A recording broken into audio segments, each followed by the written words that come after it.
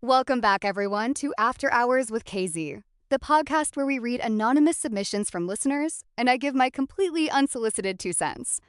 Now, before we get started, remember that we're only hearing one side of the story. We don't know what the other people involved would say, and we definitely don't have all the context. So take everything with a grain of salt. Today's submission comes from a listener who found herself living with her husband's family after getting married. And let's just say the experience did not go the way she expected. We've got family drama, culture clashes, questionable hygiene habits, late-night chaos, and a husband who's caught somewhere in the middle.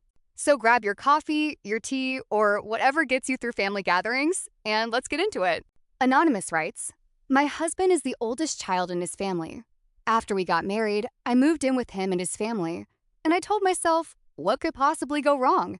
The first few months were a living nightmare. His family are what I call vampires. They stay awake until 4 or 5 in the morning and then sleep until the evening. Their schedule is completely opposite of mine. When I'm awake, they're asleep. When I'm asleep, they're awake, and they're loud enough to keep me from sleeping. My sleep schedule became completely messed up. Not only that, but they are incredibly messy. I honestly don't know how people can live in such a dirty house. I would spend hours cleaning, and within a few hours, everything would be messy again. Nobody cleans up after themselves unless they are specifically told to. My mother-in-law is the head of the household, but she doesn't encourage her children to do anything. She doesn't work, she rarely cleans, and she isn't very organized. I can see why the younger siblings act the way they do because they learned it from her. Even my father-in-law complains about her laziness. He says she spends most of her time at home watching television. She buys frozen food and fills the freezer with it, but rarely cooks. When everyone gets hungry, they usually just go buy fast food instead. I come from a family that cooks traditional Hmong food. Whenever I cook, hardly anyone touches it. My husband's family prefers fast food and American food. It hurts because I spend time cooking meals, and usually only my husband and I eat them. The leftovers often end up going to waste. Another issue is that most of my husband's siblings are old enough to know right from wrong. The oldest one still in school is already in high school, yet they argue constantly, talk back to adults, and refuse to help around the house.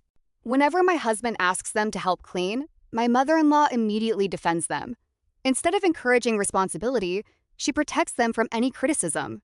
My husband's middle sister, who is in high school, is probably the most difficult person for me to live with. She rarely showers, sometimes only once every couple of weeks. She doesn't brush her teeth or wash her face when she wakes up. One morning, we were eating breakfast when she walked straight to the table, half asleep, with messy hair, and started grabbing food with her hands. I was so grossed out that I could barely finish my meal. She also washes her feet and rinses her mouth in the kitchen sink, which I think is unsanitary. One time we went to the beach and everyone showered afterward except for her. When I went into the bathroom later, there was sand all over the toilet and floor, and I ended up cleaning it myself. She also throws used feminine hygiene products into the trash without wrapping them or covering them.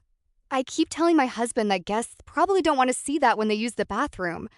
Again, I feel like it all comes back to a lack of guidance from my mother-in-law.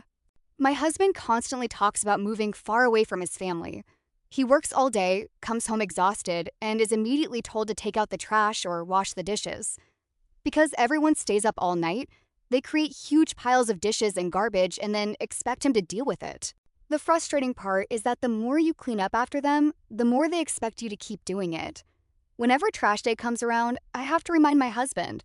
If he doesn't take the trash out, nobody else will. He isn't even the only son. He has a younger brother who is treated like a king and doesn't even wash his own plate. Whenever we talk about moving out, relatives pressure us to stay. They don't live with us, so they don't understand how stressful the situation really is.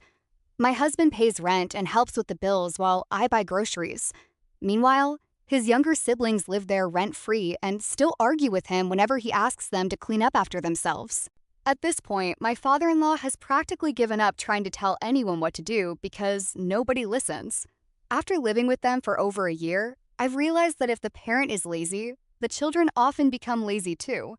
As the daughter-in-law, I don't feel like I have much authority to challenge my mother-in-law.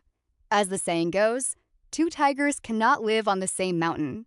I like a clean house. I like going to bed at night and waking up in the morning. My mother-in-law and her children are the complete opposite. I feel terrible for my husband because he is treated like a servant simply because he is the oldest child. Right now, we are secretly looking for our own place. I told my husband that once we move out, none of them will be invited to our house. If you were the daughter-in-law in a family like this, would you have been able to live with them for this long?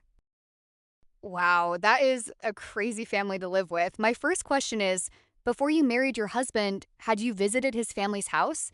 Did you know what their living situation was like? Because if you did, and the house was already messy, then I don't think you can be completely surprised. A household like this usually doesn't become chaotic overnight. If nobody was cleaning, except maybe your husband, there were probably signs long before the wedding.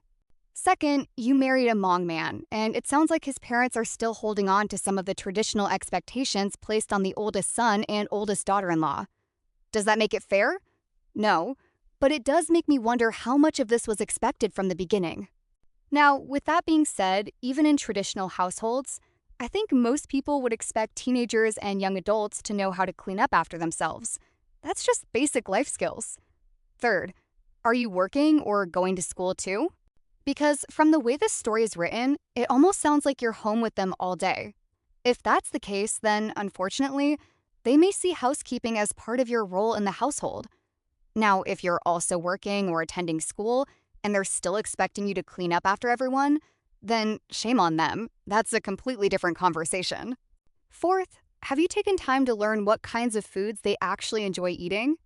A little self-disclosure here. When I first got married many moons ago and lived with my in-laws, I spent the first few months observing. I watched how they cooked, what they liked to eat, and how meals worked in their household.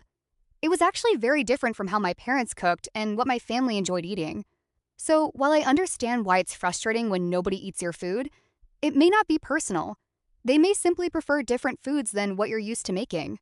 And fifth, I really hope your husband genuinely wants to move out and isn't just saying that to make you feel better. Because if he truly wants to leave, then great. The two of you can make a plan and build your own life together. But if he secretly wants to stay with his family and is only venting to you, then that's a much bigger issue that needs to be addressed.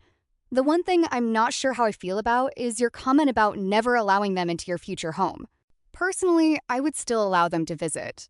At the end of the day, that's still his family, and I doubt he's planning to cut them off completely. Now, would I allow anyone to move in with us? Absolutely not. Visit? Sure. Move in? Not a chance. There's a difference between maintaining family relationships and recreating the same situation that made you want to move out in the first place.